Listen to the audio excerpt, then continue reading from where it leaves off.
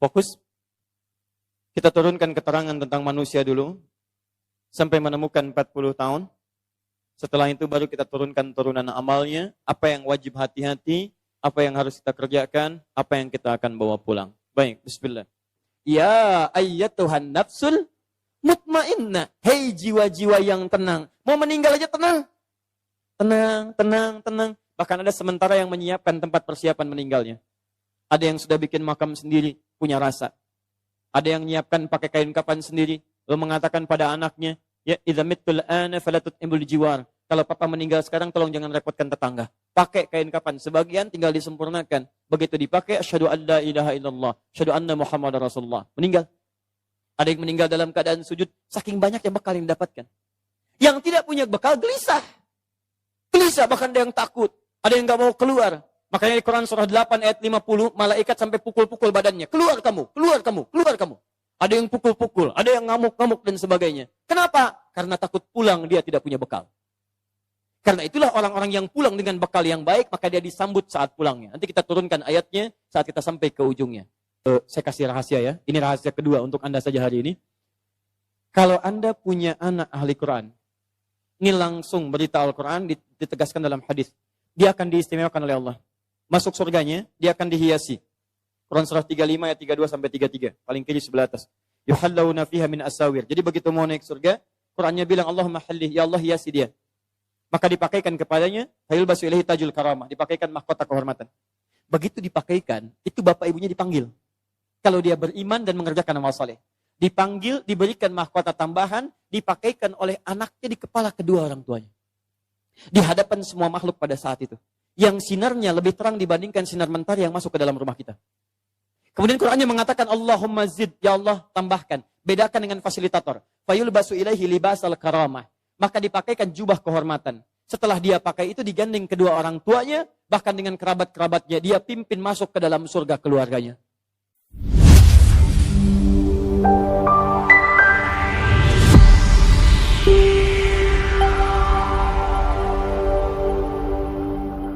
Bismillahirrahmanirrahim. Kita mulai materi kita. Bapak Ibu sekalian, di antara keistimewaan Al-Quran yang sekaligus menegaskan bahwa Al-Quran firman Allah, bukan rekayasa manusia, juga kitab yang sesungguhnya, yang membenarkan kitab-kitab sebelumnya, di antara kebenarannya menunjukkan kepada kita isyaratnya lewat penciptaan manusia. Tidak ada satupun kitab sampai hari ini yang menerangkan kepada kita, bahkan yang dianggap suci, menerangkan tentang manusia secara detil dari sejak penciptaan sampai kembalinya kepada Allah, kecuali hanya Al-Quran saja. Saya alhamdulillah punya koleksi kitab-kitab lain di rumah. Saya punya koleksi dari Taurah, bahkan dari versi bahasa Arabnya. Kemudian ada Bible dengan beberapa varian perbedaan-perbedaan dan cetakan-cetakan berbedanya. Kemudian ada juga yang lainnya, tapi mohon maaf, saya tidak temukan keterangan sedetil Al-Quran yang membahas tentang manusia dari sejak awal diciptakan sampai kembali pada Allah Subhanahu wa Ta'ala. Di sini nanti kita akan temukan kebenaran Allah yang meyakinkan pada kita memang tidak ada Tuhan yang hak selain Allah Subhanahu wa Ta'ala. Karena tadi mukaddimahnya sudah kita tetapkan, mukaddimah sudah kita bahas. Yang hanya tahu tentang manusia itu hanya Tuhan. Tuhannya Allah. Ya, jadi bagaimana cara mengukurnya? Kalau kita ingin mengukur Tuhan yang benar, adalah Tuhan yang tahu tentang detil manusia. Tidak ditemukan di kitab manapun atau yang dianggap Tuhan kecuali dalam Al-Quran. Ini menunjukkan bahwa hanya Quran yang menunjukkan pada kita tentang firman yang benar dan firmannya berasal dari Allah. Ini artinya hanya Allah Tuhan yang hak, layak untuk kita sembah dan kita tetapkan sebagai Tuhan. Jelas di sini? Baik. Yuk kita kembalikan. 1. Awal penciptaannya, ini saya akan terangkan dengan cepat karena ini sudah pernah saya bahas. Nanti saya akan langsung ke fase-fase selanjutnya. 1. Awal penciptaan disebutkan di Quran surah 15 ayat ke-28. Allah mengatakan, Inni khaliqun basyara. Saya akan menciptakan makhluk baru, manusia. Disebut dengan bashar untuk membedakan keadaannya dari malaikat, hewan, dan jin. Malaikat sifatnya sempurna dalam arti tidak pernah berbuat salah. Quran surah ke-66 ayat yang ke-6, paling kiri sebelah atas. La ya'sunallaha ma amarahum. Malaikat itu tidak punya peluang bermaksiat kepada Allah. Jadi, maaf Bu ya, Bapak ya. Kalau kita ingin bertanya, makhluk mana yang tidak pernah berbuat salah, namanya malaikat. Jelas? Baik, jadi kalau Bapak Ibu tidak pernah berbuat salah dalam hidup, Bapak Ibu namanya malaikat. Nah, sepanjang Anda yakin Anda bukan malaikat, berarti Anda punya peluang berbuat salah. Paham? Baik. 2, di makhluk pertama, malaikat diciptakan dengan takwa saja. Takwa itu semua sifat-sifat baik. Dia tidak punya peluang menyimpang. Lawan dari takwa, itu nafsu namanya. Ada makhluk yang kedua, diciptakan dengan nafsu saja. Dia tidak mengenal baik. Tidak mengenal norma kemuliaan. Namanya hewan. Hewan. Karena itu kalau ada hewan berbuat salah, ibu jangan marahi. Betul Pak, kalau ada hewan berbuat salah, Anda jangan iseng mencela, gak ada kerjaan. Seperti halnya memuji malaikat, itu buang-buang energi. Hebatnya malaikat Jibril emang. Karena Jibril itu tidak punya peluang berbuat salah. Makanya Anda tidak pernah dengar misal malaikat Jibril korupsi ayat. Tidak ada. Sama hewan kalau berbuat salah jangan dicela. Karena bakatnya cuma punya nafsu. Lihat tuh, delman keliling Pondok Indah. Gak pakai celana. Gak malu dia. Silakan cek. Maaf, kucing buang kotoran di mana saja. Gak usah dicela. Memang dia tidak punya adab dalam kaitan dengan takwa. Jelas Bu ya? Ibu pelihara kucing. Sudah ngepel lantai. Sudah bersih. Tiba-tiba di situ buang kotoran. Ibu marah. Dasar kucing ya. Emang kucing. Memang kucing, dia tidak punya takwa, tidak punya rem di situ. Baik. Fokus. Takwa, nafsu. Nah, di tengah-tengah ini, ada makhluk, ibu bapak sekalian, yang dia punya takwa, punya nafsu.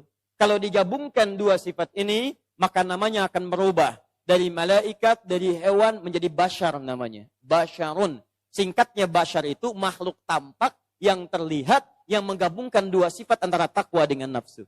Ini. Di manusia ketika diciptakan oleh Allah, diperkenalkan dengan nama bashar, menunjukkan kesan bahwa dalam dirinya ada potensi takwa, cenderung pada kebaikan, saat yang sama dia bisa berbuat salah dengan nafsunya. Paham? Jadi jangan kaget kalau saat bersamaan, misal Anda ada dorongan yang baik, dorongan yang buruk. Selalu begitu. Ada potensi jujur, ada lawannya dusta. Ada kemudian potensi tawadhu, rendah hati, ada lawannya sombong. Ada potensi sabar, ada juga potensi marah. Komplit dalam diri kita. Karena itu jangan pernah heran kalau Anda dengar suara adzan, Allahu Akbar, Allahu Akbar. Pernah ada getaran dalam hati? Cepat siap-siap, sudah adzan. Pernah begitu? Itu takwa namanya. Setelah adzan selesai, la ilaha illallah, tiba-tiba ada suara, tenang. Baru adzan, belum qomat. Pernah ada bisikan itu? Itu nafsu namanya dorongannya. Manusia disebut dengan bashar karena menggabungkan dua sifat ini. Baik, perhatikan baik-baik. Apa bedanya kemudian dengan jin? Dengan setan, dengan iblis? Perbedaannya pada kontrol nafsunya. Iblis itu nafsunya lebih dominan dibandingkan dengan takwanya. Karena iblis pernah bertakwa. Cuman sayang, karena nafsunya sangat dominan, tertutup semua takwanya, dilebur oleh nafsunya. Datanglah murka Allah sampai dengan kiamat dan abadi dalam neraka jahanamnya. Dari mana membuktikan itu Ustaz? Quran surah ke-18 ayat ke-50. Paling kanan pertengahan. Wa idh qulna lil malaikati isjudu li adama fasajadu illa iblis. Saat kami firmankan kepada malaikat dan jin yang ada di sekitarannya, sujud hormat pada Adam. Semua hormat karena taat pada perintah Allah Subhanahu wa taala. Illa iblis, kecuali iblis. Siapa iblis ini? Lihat baik-baik. Kana minal jinni fa fasaqa an amri rabbi. Iblis ini awalnya termasuk kalangan jin. Jin. Jadi asal dari iblis, asalnya jin. Kana minal jinni. Jin yang apa? Fa fasaqa an amri rabbi. Jin yang tiba-tiba fasik keluar dari ketaatan kepada Allah Subhanahu wa taala. Lawan dari fasik itu taat. Lawan fasik itu taat, Pak. Lawan fasik itu taat. Jadi sebelum dia fasik, dia itu taat. Jin ini taat kepada Allah. Cuman sayang, ketika Adam diciptakan, diberikan kelebihan, dia nggak mau nerima kelebihan itu. Ketika diminta hormat kepada Adam atas perintah Allah, dia katakan, lihat baik-baik, Quran surah kedua ayat 34, aba wastakbar, dia enggan, istakbar, dia sombong. Apa yang dia katakan? Quran surah 7 ayat 11 sampai 13, ana khairun minhu, khalaqtani min narin wa khalaqtahu min tin. Saya lebih hebat dibandingkan dia. Tidak level yang diciptakan lebih tinggi dari api, sujud hormat kepada yang diciptakan lebih rendah dari tanah. Ketika dia tidak mau sujud karena kesombongannya, sombong itu baik atau buruk? Buruk. Tawadhu, rendah hati, baik atau buruk? Baik. Sekarang perhatikan baik-baik ya. Perhatikan baik-baik. Kalau ada yang baik, menutup yang jelek. Maka dalam bahasa Arab, akar katanya berakal dari kata labisa. Lam, ba, sin. Menutup yang baik, menutup yang buruk. Ada yang baik, menutup yang buruk. Karena itu pakaian dalam bahasa Arab disebut dengan libas namanya. Libasun.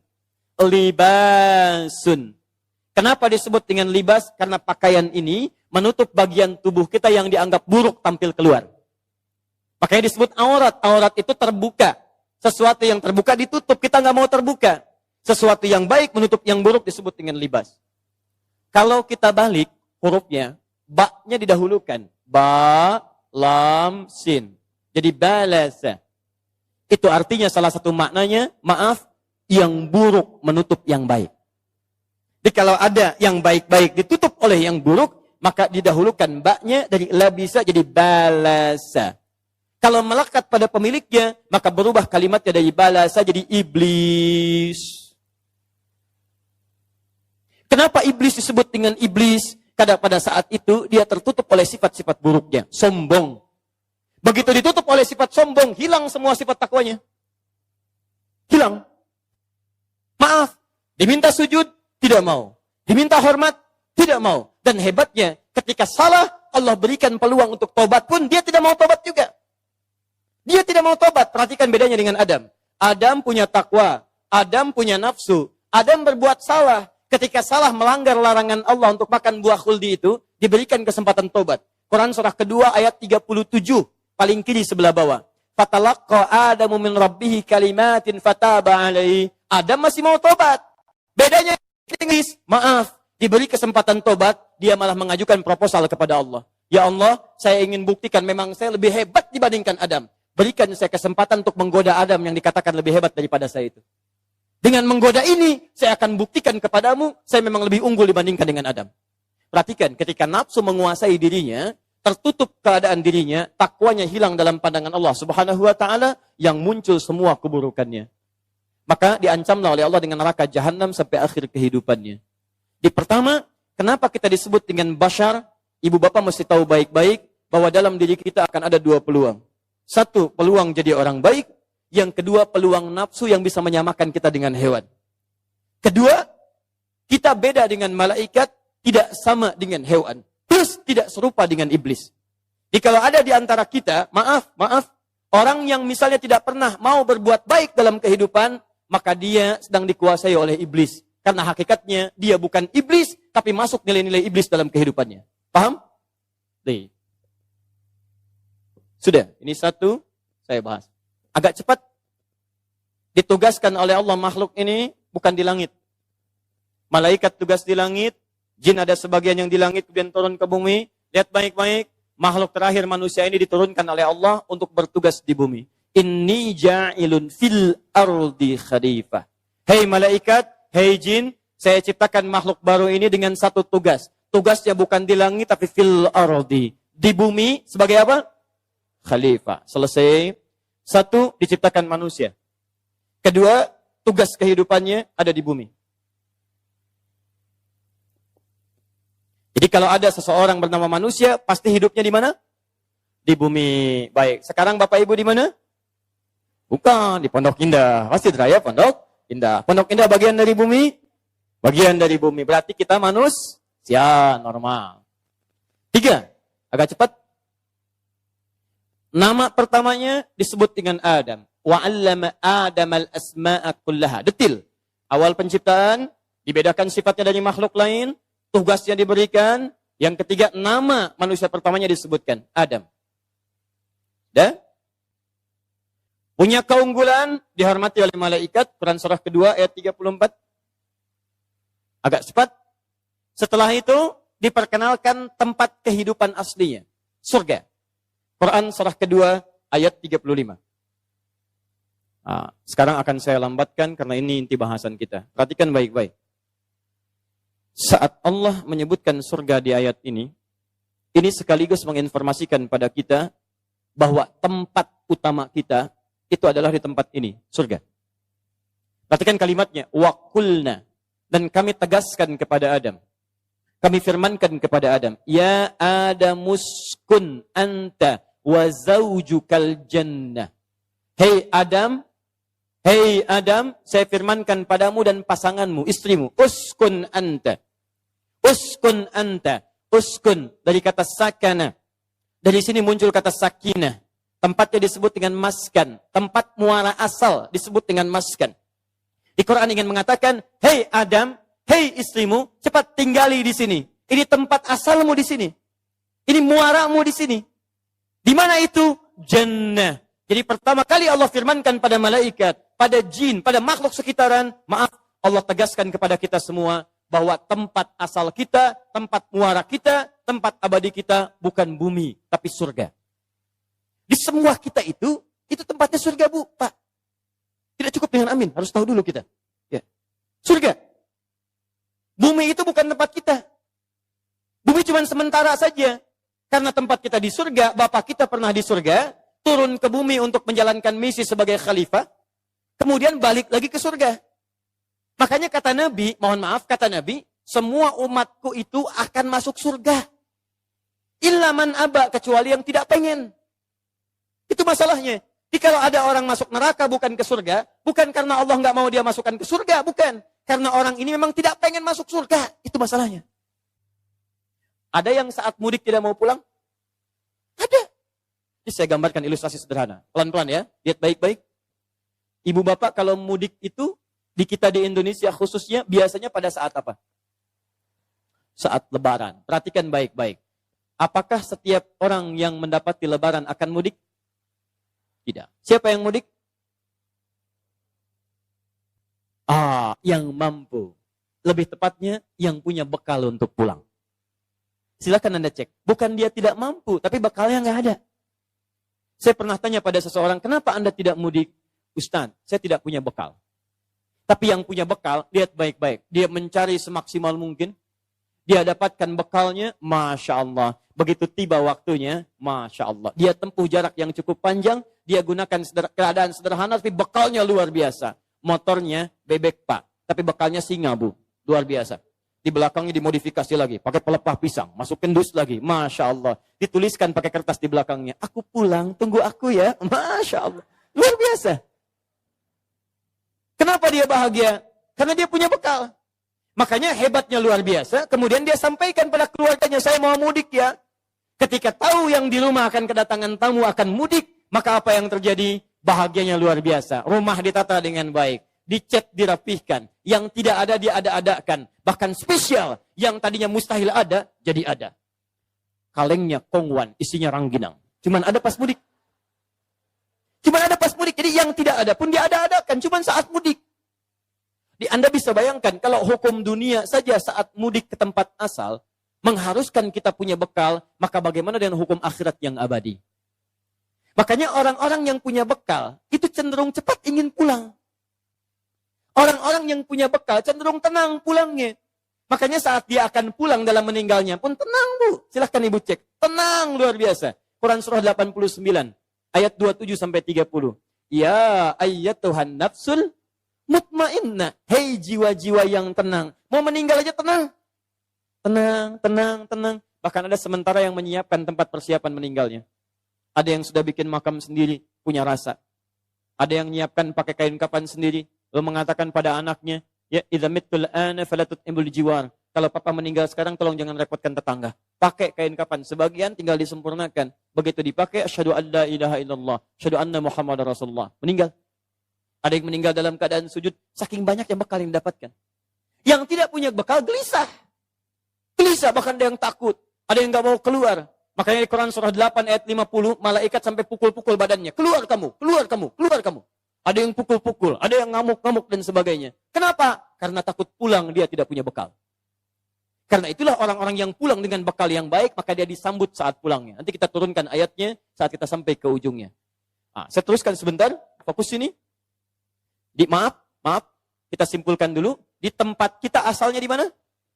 Di surga. Kalau bumi itu sementara atau abadi? Sementara. Tugasnya apa?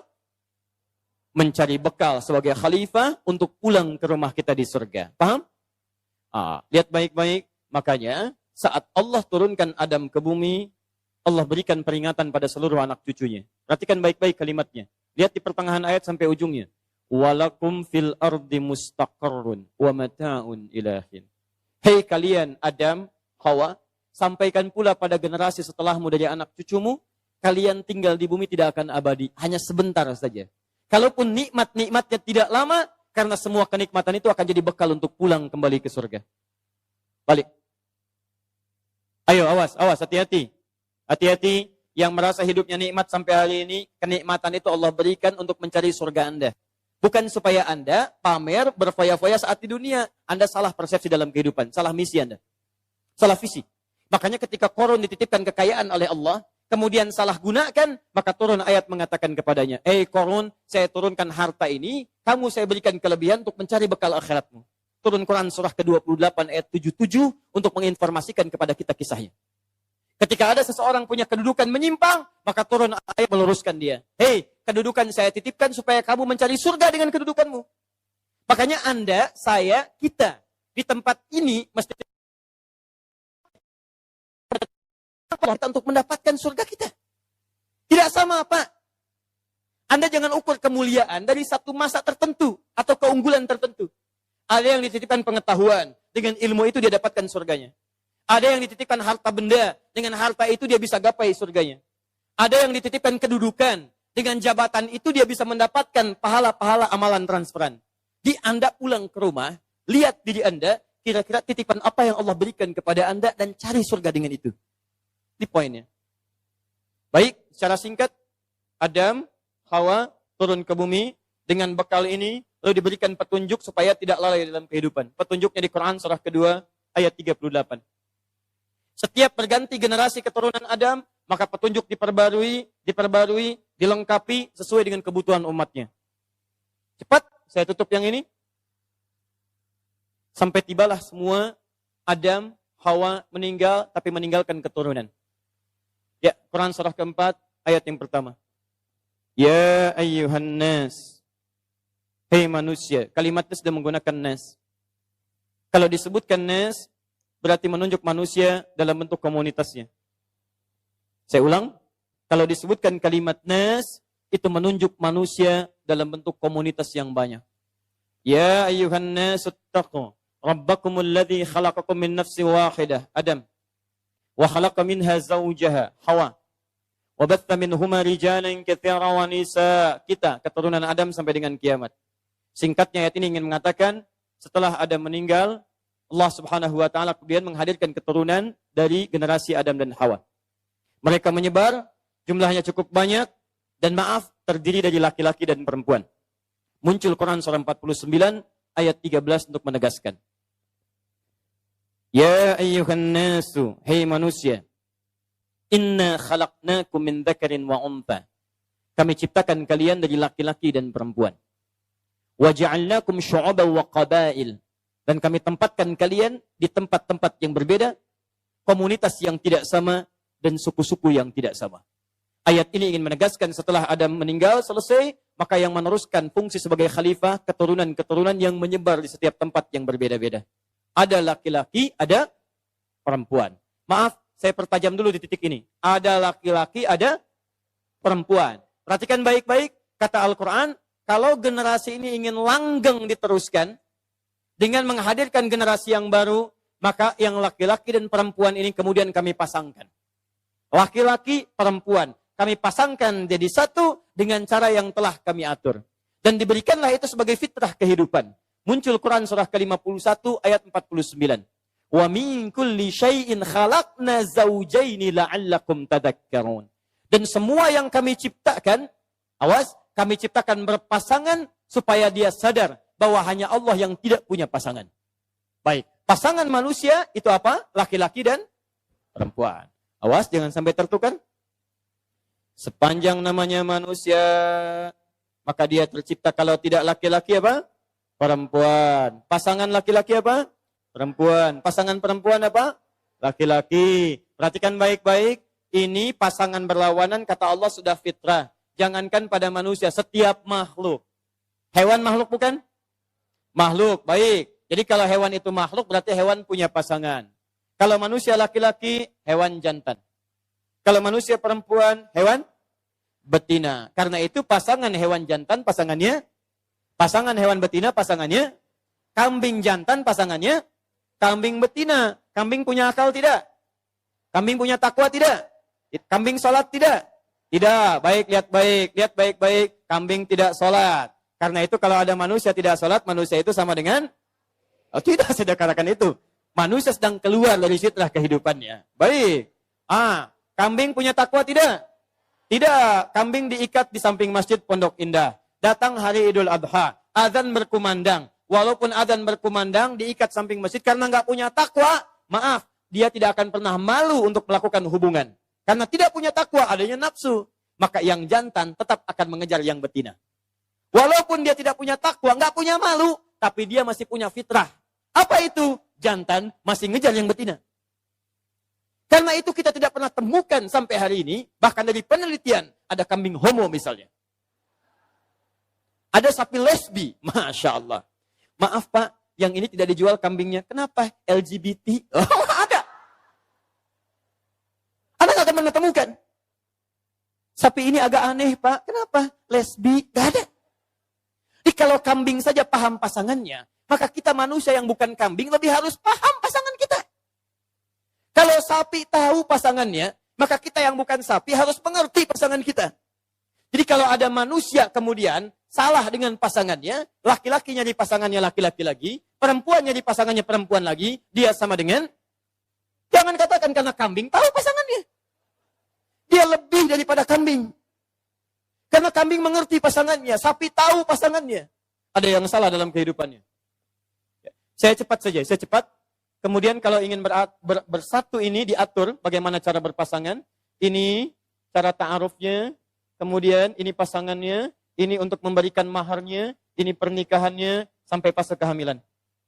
Ya, saya lompat ke sini. Karena waktu saya tinggal 20 menit lagi. Untuk memberikan penjelasan, sisanya kita tanya jawab. Ya.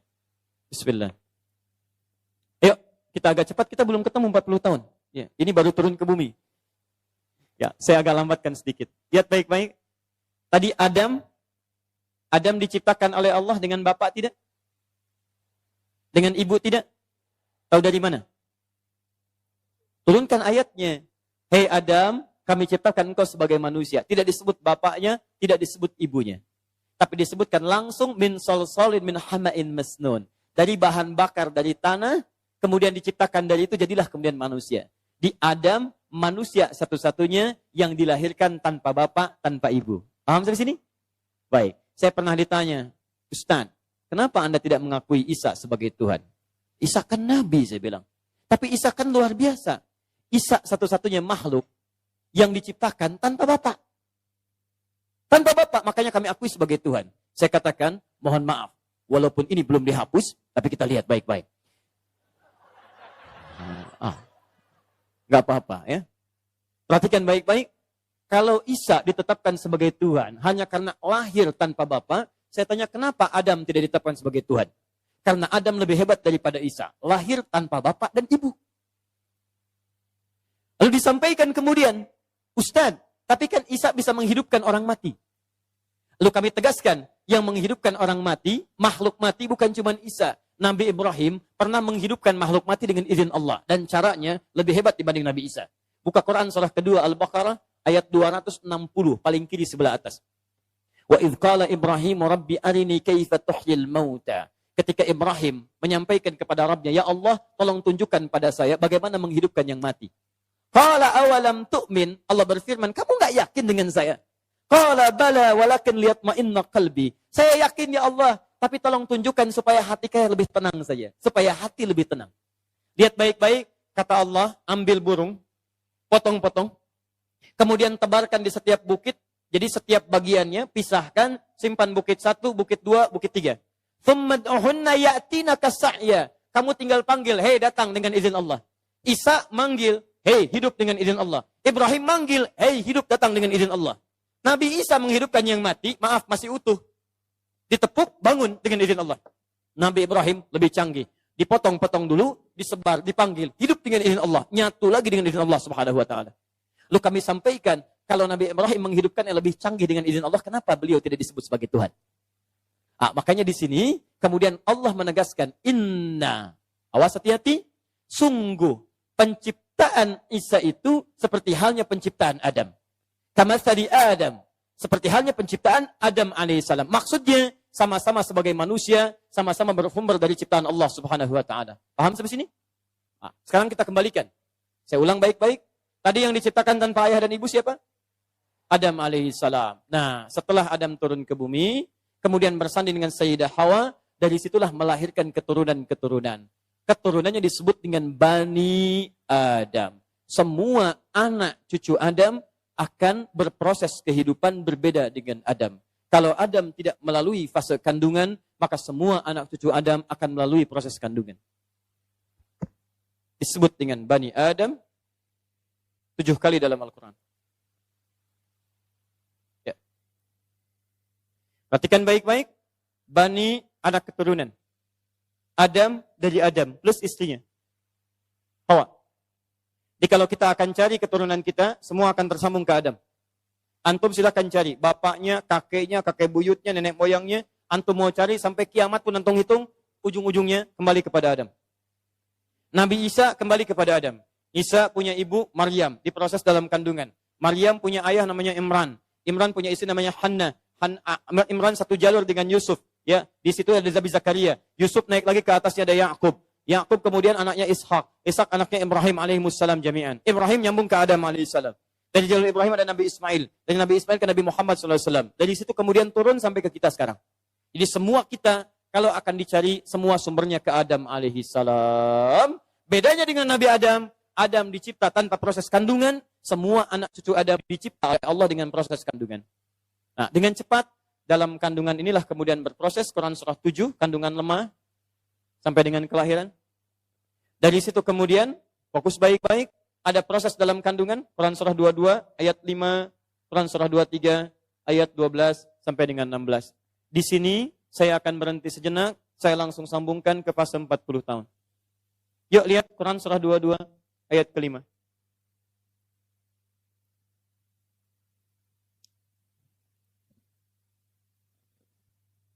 Fokus baik-baik, saya akan lambatkan di sini. Quran surah 22 Al-Hajj ayat yang ke-5.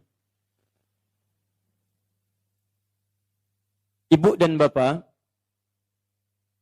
perbedaan kita dengan Adam, Adam dicipta tanpa proses kandungan. Setelah tercipta, dijelaskan misi hidupnya dan tahapan kehidupannya. Kita anak cucu Adam, dicipta dengan proses fitrah kandungan, dan ternyata dalam kandungan itulah dijelaskan oleh Allah tentang tahapan kehidupan kita sampai pulang kepadanya.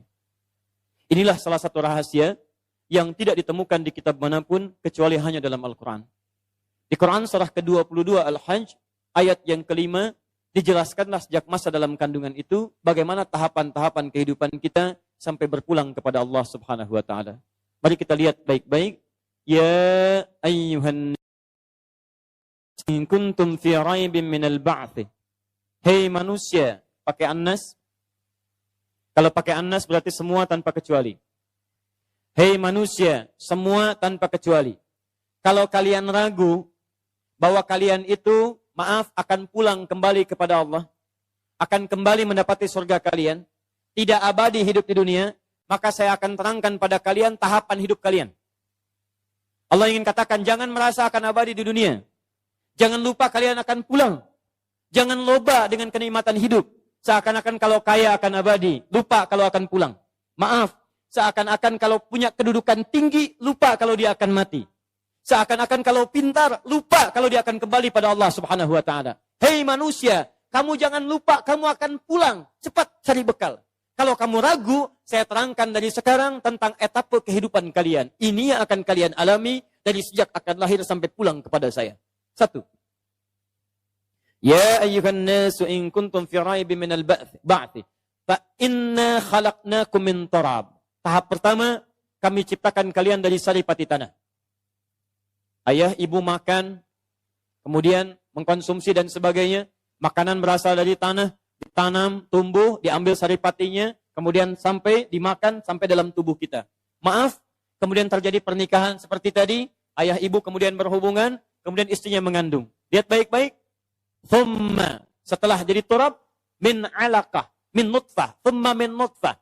Dari ayah jadi sperma, dari ibu keluar ovum, di situ bertemu. Pancaran keduanya disebut dengan nutfah. Sperma dengan ovum bertemu jadi nutfah. Thumma min alaqah. Kemudian dari nutfah jadi alaqah. Zigat yang menempel di dinding rahim. Demi Allah saya katakan tidak ada kitab yang paling jelas menerangkan tentang ini kecuali Al-Quran. Dan tidak sedikit orang masuk Islam ketika membaca ayat ini. Sperma, ovum bertemu, nutfah.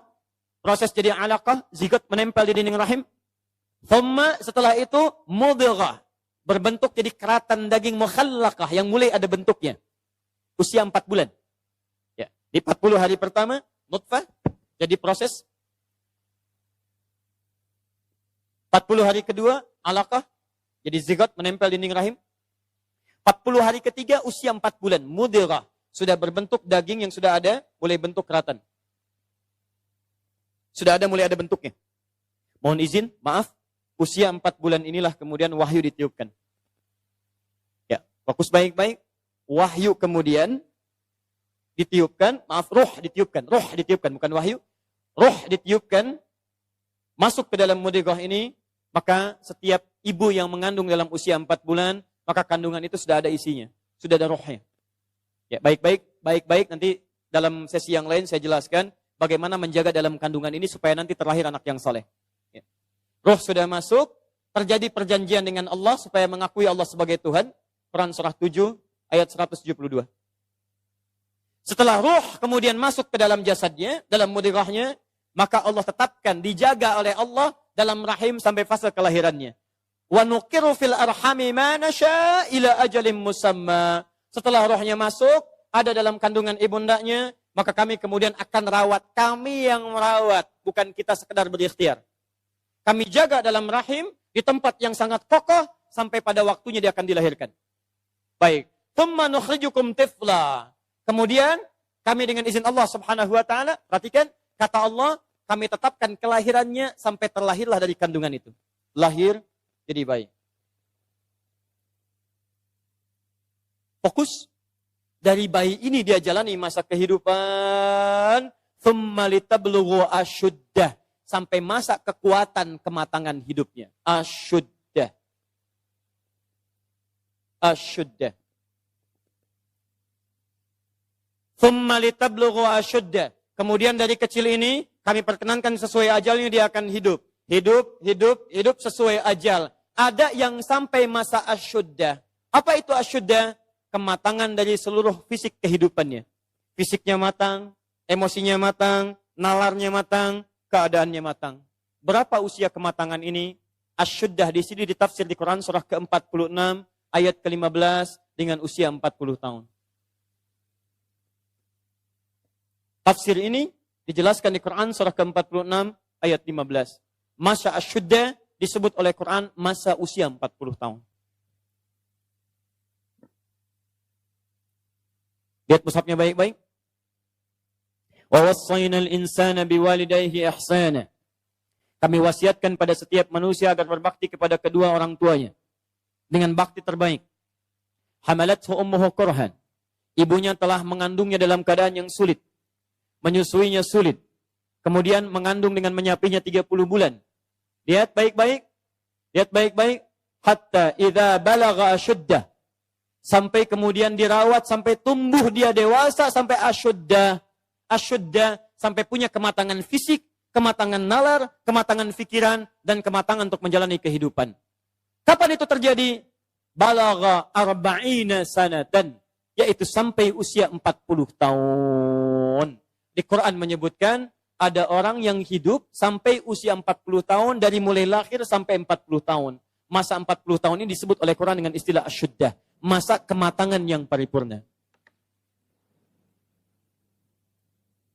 Dari bayi, jalani hidup, masa fase baligh, kemudian sampai masa kematangan yang sempurna.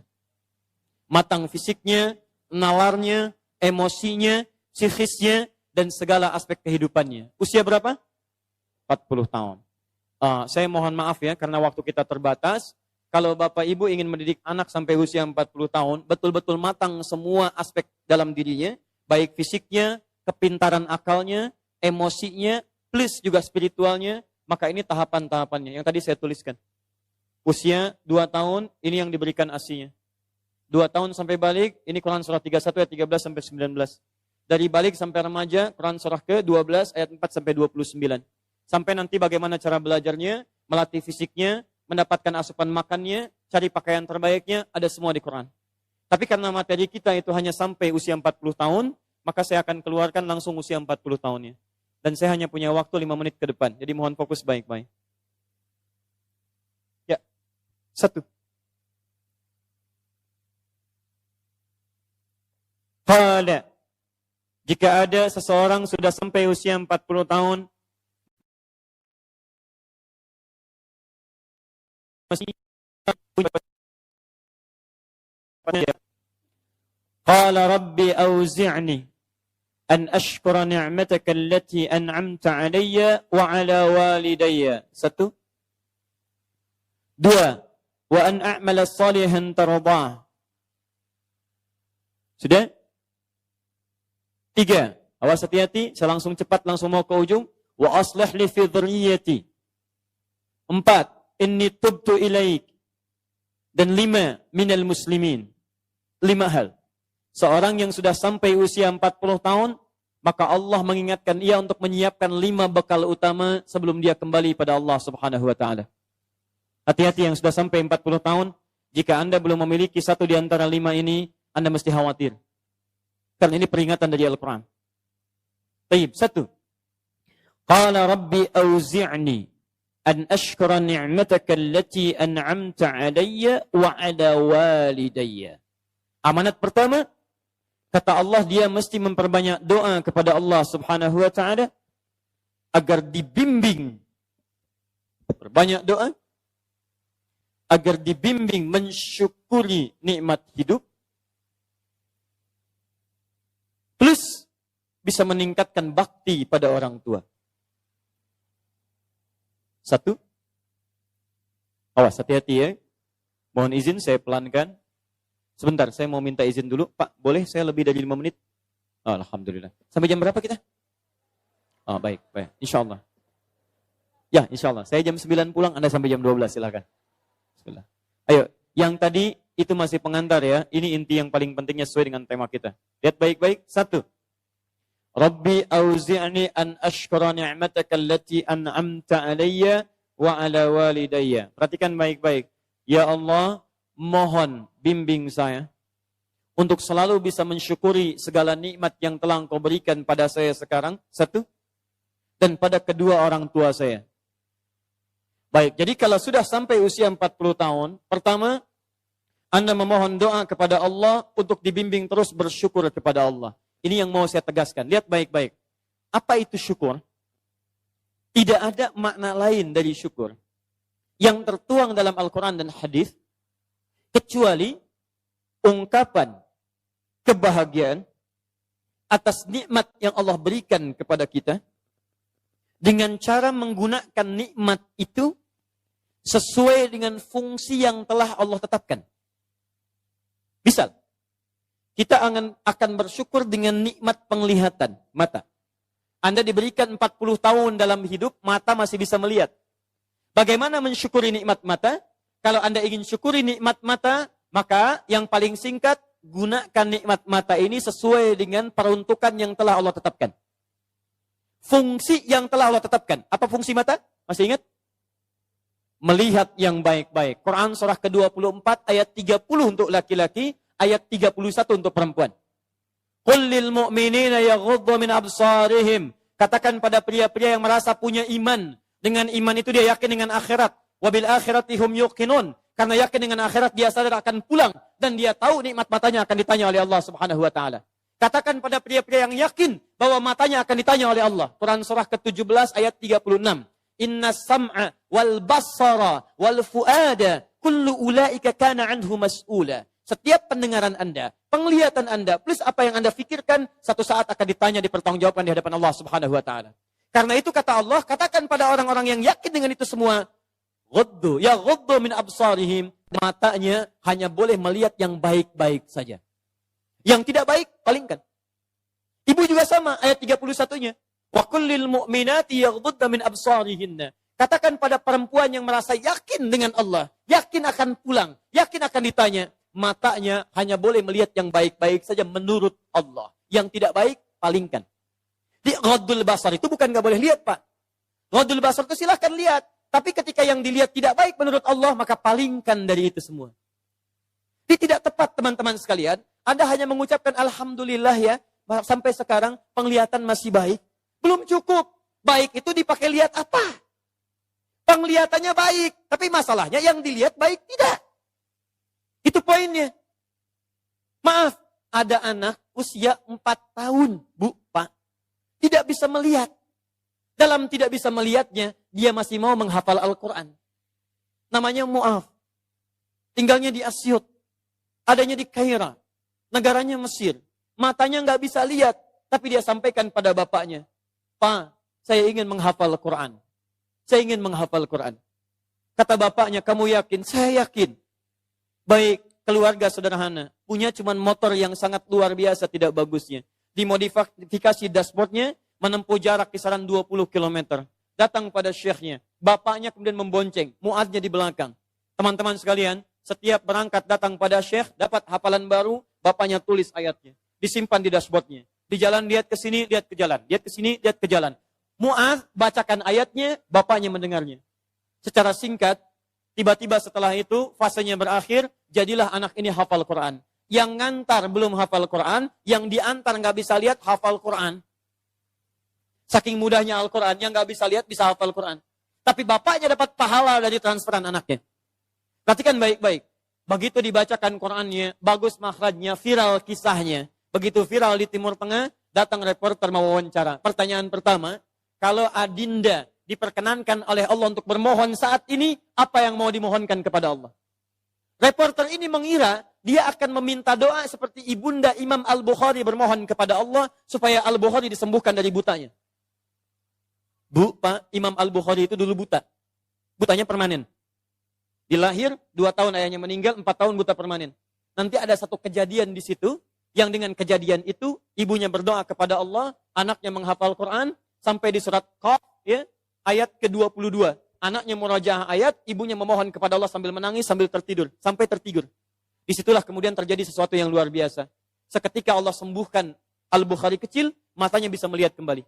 Karena kajian kita bukan di sini, lain waktu nanti saya terangkan.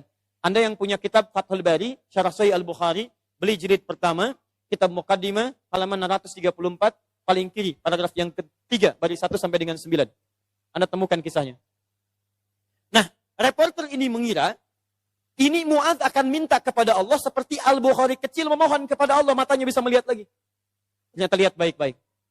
Kalau saya diperkenankan bermohon kepada Allah dan permohonan saya dikabulkan, maka pertama, saya akan mohon kepada Allah untuk tetap membutakan mata saya sampai dengan kiamat. Ya Rabb, mohon butakan mata saya sampai kiamat. Karena dengan buta mata ini saya bisa menghafal Quran. Saya takut ya Allah, kalau saya melihat lagi, mata saya melihat maksiat dan hilang Quran dari hafalan saya. Anda bisa bayangkan, anak kecil 4 tahun, mata nggak bisa lihat, digunakan menghafal Quran. Dan dia takut kalau melihat matanya dipakai maksiat. Antum dikasih 40 tahun. 40 tahun. Lebih daripada 4 tahun. Lebih dari 14 tahun. Anda sampai 40 tahun. Dipakai mata. Dipakai apa mata Anda sampai dengan hari ini? Berapa maksiat yang telah Anda kumpulkan dari mata Anda itu? Mungkin wajar. Jangankan hafal. Baca masih sulit. Lihat mushaf masih enggan. Membaca masih susah. Kalau Anda sulit berhadapan dengan Al-Quran dalam pandangan Anda, tanyakan pada diri Anda, dipakai maksiat apa mata ini selama ini? Makanya ulama mengatakan, Kalau mata Anda sulit melihat mushaf, jangan dulu dibaca. Bawa mushaf yang paling besar, simpan di ruang tengah Anda, bangun malam-malam jam 2, gak usah dibaca. Lihat mushaf, lu sampaikan pada diri Anda, ya Allah, dosa apa, maksiat apa mata saya sampai lihat mushaf pun gak bisa. Anda mesti hati-hati. Dan Anda berlomba dengan itu. Demi Allah saya katakan, saya kunjungi beberapa tempat di Indonesia. Dan luar biasa. Anak-anak sekarang 4 tahun, 5 tahun, 6 tahun sudah berlomba menghafal Quran. Saya dapat kunjungan anak dari Bali kemarin, Bu. Dari Bali datang. Anak TK. Usia 4 tahun mau 5 tahun. Datang dari Bali ke Masjid Al-Ihsan di Bekasi. Hanya untuk menyetorkan hafalan surah Abasa. Abasa wa tawalla anja'ahul a'ma. Hanya menyetorkan surah Abasa. Datang dari Bali jauh-jauh ke Masjid Al-Ihsan ke Bekasi. Anak 4 tahun.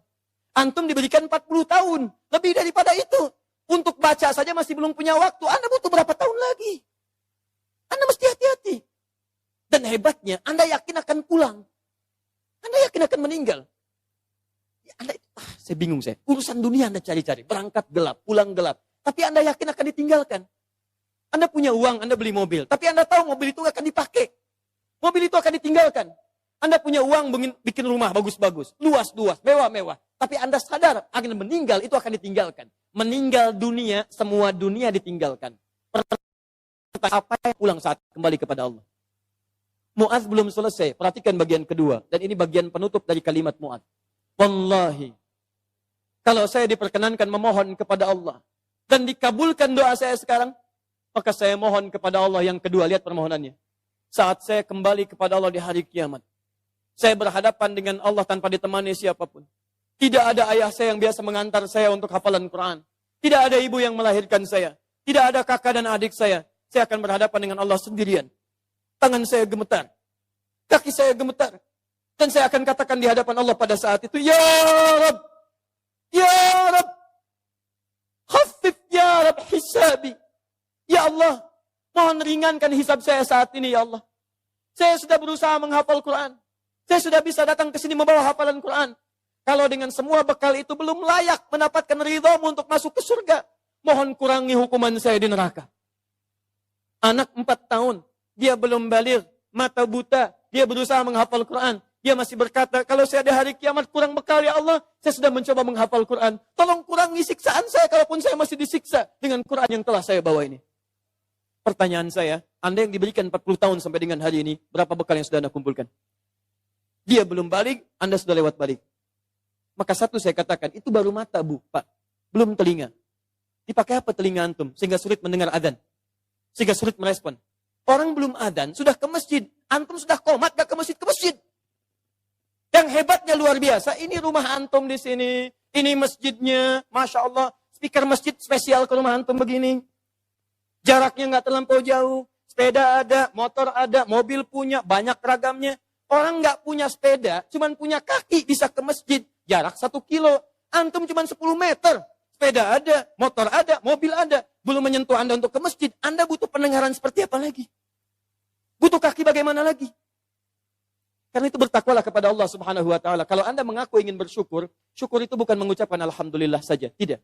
Alhamdulillah itu butuh pembuktian. Alhamdulillah itu komitmen. Setiap komitmen butuh pembuktian. Cinta itu komitmen. Cinta butuh pembuktian. Buktinya pernikahan. Makanya para akhwat yang belum menikah, jangan mau dikatakan dengan kata-kata angin surga. Sayang, namamu sudah tertulis di hatiku. Katakan, saya tidak mau tulis di hati, tulis di buku nikah. Yes. Tidak cukup dengan yes, buktikan dengan syukur pada Allah Subhanahu wa taala. Ayo, mata antum dipakai apa saja? Lihat masjid nggak ada getaran. Lihat baca Quran nggak ada getaran. Lihat orang ceramah nggak ada getaran. Lihat musik baru tergerak. Lihat orang rame-rame tergerak. Lihat orang rame-rame muncul. Allahu Akbar. Bertanya. Yang paling gampang gini. Lihat. Awas hati-hati baik-baik.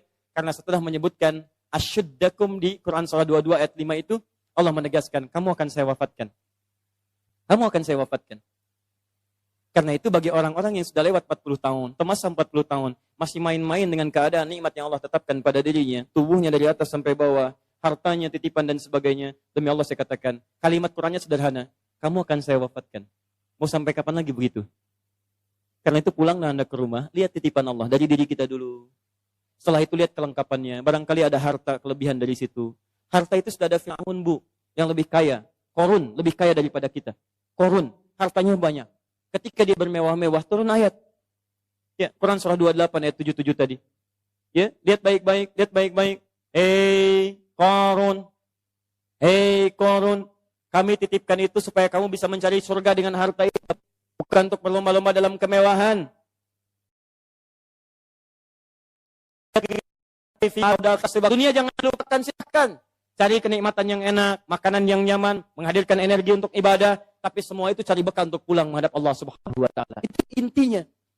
Mungkin Anda dititipkan harta lebih, mohon maaf ya, karena tenaga Anda itu belum kuat dipakai ibadah seperti yang lain. Tidak punyanya menurut Anda, saking tidak adanya menurut Anda, makanya rajin puasa. Jangankan Senin, Kamis dikejar. Jangankan Senin, Kamis, ayamul bid diburu. Jangankan ayamul bid, puasa Daud diikuti, saking nggak adanya. Antum itu tahajud sudah susah. Senin, Kamis, nunggunya Ramadan saja. Masya Allah. Makanya dikasih kelebihan oleh Allah, supaya Anda dengan itu ada zakat lebih, ada infak lebih, ada sedekah lebih. Itulah surga yang bisa kita raih. Dicontohkan kemudian ada Utsman bin Affan radhiyallahu ta'ala. Hei, satu saat kamu akan mengunjungi kuburan. Hei, yang pergi ke Amerika sudah menyiapkan bekal. Hei, yang sudah pergi ke Kanada menyiapkan bekal. Hei, yang sudah jalan-jalan ke tempat-tempat indah menyiapkan bekal. Bekal apa yang kamu siapkan untuk kuburan kamu? Itu yang harus dilihat. Itu poinnya. Jadi kalau anak kecil saja paham, masa antum yang lebih 40 tahun gak paham dengan ini? Syukur. Ayo pulang, lihat kedudukan, pengetahuan. Hei para ustadz. Hei yang para pengajar, apa masih mau mencari amplop saat mengajar? Apa masih mau mencari popularitas saat mengajar? Apa hanya memperdulikan jamaah banyak saja saat mengajar? Kamu itu akan wafat dan kamu termasuk golongan yang ditanya oleh Allah Subhanahu wa taala. Mau sampai kapan ribut-ribut? Mau sampai kapan saling mencela? Mau sampai kapan merasa diri paling benar? Mau sampai kapan gila popularitas? Mau sampai kapan mencari amplop? Kamu akan wafat hatta zurtumul maqabir. Dan kamu yang dihisab pertama kali dalam kalangan oleh Allah Subhanahu wa taala. Hei orang-orang yang punya kedudukan, kami akan tukar kedudukan, kamu sekarang di atas, besok kamu akan berpulang. Quran surah 3 ayat ke-28, 26 sampai 28. 26-nya sampai 27-nya. Qulillahumma malikal mulki, tu'til mulka man tasha, wa tanzi'ul mulka mimman tasha. Hei mengaku punya kedudukan, hei yang berlomba-lomba dalam kampanye. Kampanye apa yang mau kamu raih? Saat kamu ada di atas, saya wafatkan apa yang sudah kamu siapkan kembali pada Allah Subhanahu wa taala. Kembali. Syukur. Lihat, ini baru bagian pertama, baru setengah dari nomor 1. Keduanya, ini yang paling hebat. Awas hati-hati betul ya. Allah menyandingkan nikmat syukur dalam diri kita dengan bagian kelengkapan kedua, yang ini.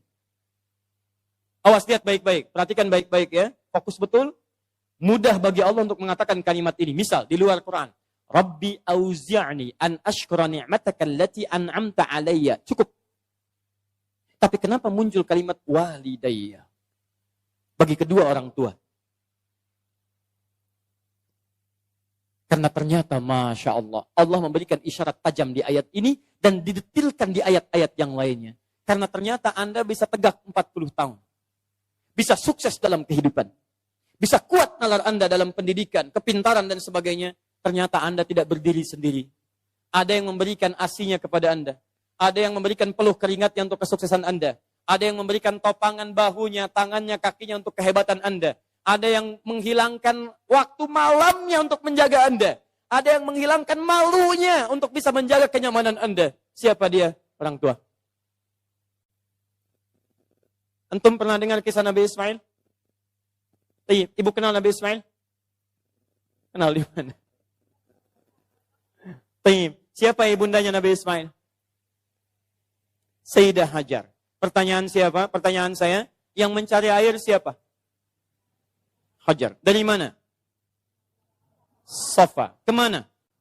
Marwah. Aktivitasnya disebut apa? Apa itu sa'i? Bukan. Tidak usah mengarang. Sa'i bukan lari-lari kecil. Bukan. Asal katanya sa'i itu dari kata sa'ayas'a. Usaha yang sangat serius. Gak pakai oh. Serius. Sungguh-sungguh. Very serious. Sangat sungguh-sungguh. Jadi mohon maaf. Usaha yang sangat serius, sungguh-sungguh disebut dengan sa'ayas as-sa'yan. Kenapa sa'i disebut sa'i? Untuk memberikan kesan kepada kita. Ada seorang ibu yang sangat serius berjuang untuk anaknya. Dia naik ke sofa. Kenapa disebut sofa? Dari kata tasfiyah. Menyaring yang kotor-kotor, muncul yang baik-baik. Dia punya prasangka baik kepada Allah. Nggak mungkin Allah menepikan saya. Nggak mungkin Allah meninggalkan saya. Dia naik ke atas untuk menuju harapan tertinggi, marwah. Marwah puncak harapan yang ingin diraih. Dia jalan mencari air. Begitu turun, dia lihat di tengah-tengah seperti ada oase. Dia berjalan cepat, setengah berlari. Begitu sampai dekat-dekat, dia lihat kayaknya bukan. Dia teruskan, oh ini mungkin oase. Naik ke atas, ternyata bukan. Turun lagi, cari lagi. Naik lagi, turun lagi. Naik lagi, turun lagi. Sampai 7 kali bolak-balik. Sofa ke marwah, 1. Marwah ke sofa, 2. Sofa ke marwah, 3. Dari sofa, berhenti di marwah. Perhatikan. Yang cari air siapa? Ibunya. Yang dapat air siapa? Tiba-tiba setelah sampai di marwah, anaknya bergerak. Tis! Begitu menghunjam kakinya ke tanah, tiba-tiba air keluar. Datang ibunya, kata ibunya, zam. Ada zam-zam, ada ijma. Kalau ijma, kumpul. Kalau zam-zam artinya zam-zam, kumpul jangan berhenti. Kumpul jangan berhenti. Sampai sekarang disebut zam-zam, sampai sekarang tidak pernah berhenti. Pertanyaan saya, apakah Ismail ketika didudukan oleh ibunya, didiamkan itu, dan ibu mencari air, dia tidak bergerak-gerak? Saya tanya pada semua orang ibu yang ada di sini. Ketika ibu melihat anaknya kehausan, ibu simpan di bawah, dia bergerak tidak? Gerak. Tangan bergerak? Kaki bergerak? Pertanyaan saya, kenapa saat dia bergerak, air gak keluar? Tapi air itu keluar, Pak, setelah ibunya bolak-balik. Ibu balik. Setelah bolak-balik 7 kali, baru air keluar. Dan pada yang ke-7 itu, malaikat kemudian mengepakkan sayapnya, menghantamkan dengan kaki Ismail alaihissalam. Baru keluar air. Di air keluar itu, setelah ibunya usaha. Kalau ibunya nggak usaha, nggak akan keluar tuh air. Makanya demi Allah saya katakan ketika ada sa'i itu refleksi, Pak. Gambaran tentang ketaatan kita pada orang tua. Bukan cuma bolak-balik. Makanya saya sarankan pada Anda, kalau manasik itu yang benar. Bukan cuma turun, naik. Sekarang ada yang waif. Rabbighfir warham, wa'fu wa takarram. Pindah kiri kalau capek.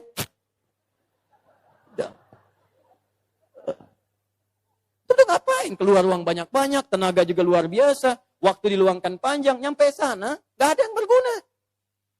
Kenapa tidak kita pelajari isinya? Yang berangkat dengan orang tua gandeng tangannya. Dekatkan dirinya, rasakan. Saat itulah perjuangan orang tua antum bagaimana mendidik sejak kecil. Gandeng minta sama Allah, ya Allah sayang ibu saya. Makanya kalimatnya Rabbighfir warham. Ya Allah ampuni saya ya Allah. Ampuni dosa ibu saya ya Allah. Sayang ibu saya ya Allah. Sayang ayah saya ya Allah. Saya bisa kesini karena dari perawatan ibu saya ya Allah. Yang mengandung saya 9 bulan ya Allah. Yang berjuang dengan kematian dalam kelahirannya ya Allah. Ayah saya ya Rabb. Yang sampai saat ini tidak bisa menampingi saya ya Allah. Dia telah wafat ya Rabb.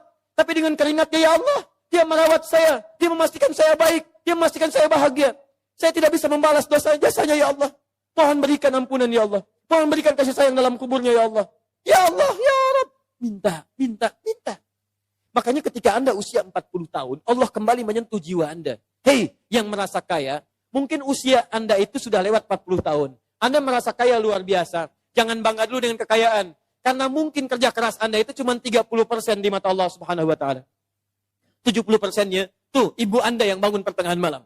Menangis di keheningan malam. Ya Allah, mohon jadikan anak saya berhasil, ya Allah. Sukses, ya Allah. Jangan sampai tempat tidurnya seperti tempat tidur saya sekarang, ya Allah. Jangan sampai makannya seperti makan saya sekarang, ya Allah. Tuh Bapak Anda, yang sekarang Anda enak tinggal di kantor yang ber-AC. Mobil yang bagus, yang luar biasa. Bapak Anda yang bawa cangkul, yang pergi kemudian ke sawahnya, yang pergi ke kebunnya, yang dengan terik panasnya, yang dengan segalanya. Dia katakan kepada Allah, ya Rabb, saya ikhlas ya Rabb. Saya berusaha ya Rabb. Tapi tolong jadikan anak saya lebih daripada saya kebaikannya ya Allah. Jangan jadikan kerja kerasnya seperti saya sekarang ya Rabb. Jangan jadikan kepintarannya seperti pintarnya saya sekarang ya Rabb. Lebihkan dari saya ya Allah. Tenangkan hidupnya ya Allah. Saya ridha ya Rabb. Pertanyaan saya setelah Anda lebih mencapai kesuksesan karena kerja keras kedua orang tua itu. Pertanyaan saya, apa yang Anda berikan kepada kedua orang tua? Demi Allah saya katakan, kalau Anda dengan berdoa saja setiap selesai sholat lupa mendoakannya, saya tidak tahu harus menyebut apa diri Anda. Dan nengok saja nggak pernah. Tanya kabar saya tidak menyampaikannya. Ada sesuatu tidak Anda berikan. Bahkan doa pun tidak Anda panjatkan. Lalu siapa sebetulnya Anda? Kemudian Allah kembalikan, hati-hati kalau Anda sudah 40 tahun.